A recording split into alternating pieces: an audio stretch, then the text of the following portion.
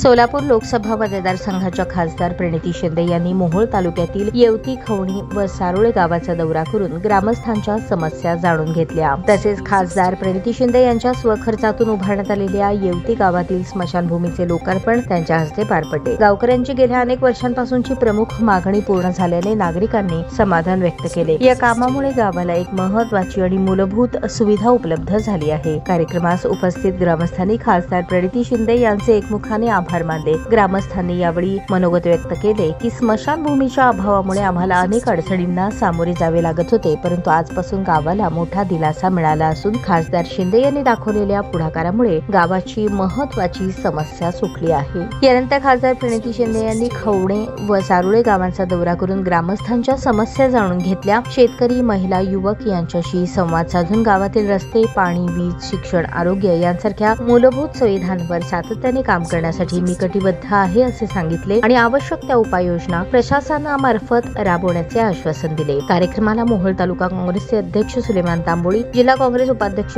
राजेश पवार, येवतीचे सरपंच भाग्यश्री खुर्द, माजी सरपंच विक्रमसिंह पाटील, सारोळेचे सरपंच शाहीर सलगर, खवणीचे सरपंच शीतल यमगर, जिल्हा समन्वयक मनोज यलगुलवार, ज्येष्ठ नेते तात्या गोडसे, कुमार गोडसे, आनंद पाटील, शामराव काळे पाटील, कामराज चव्हाण, तेजस बोबडे, सतीश खिलारे, तुकाराम भोसले, बंडू खुर्द, मौला बागवान, अतुल भोसले, गणेश खुर्द, पूजा खिलारे, बाबा गाडे, सुनील खुर्द तसेच पदाधिकारी, ग्रामपंचायत सदस्य, माजी सरपंच, महिला कार्यकर्त्या, तरुण कार्यकर्ते तसेच शेकडो ग्रामस्थ उपस्थित होते।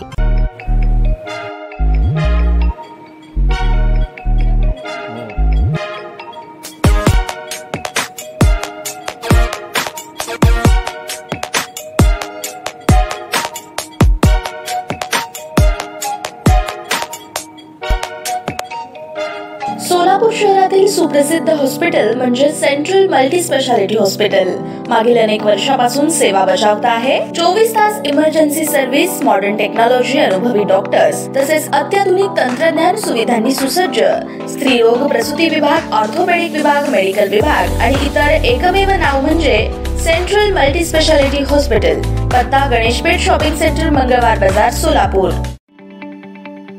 ताज्या बातम्या पाहण्यासाठी प्राईम महाराष्ट्र न्यूज चॅनलला सबस्क्राईब करा।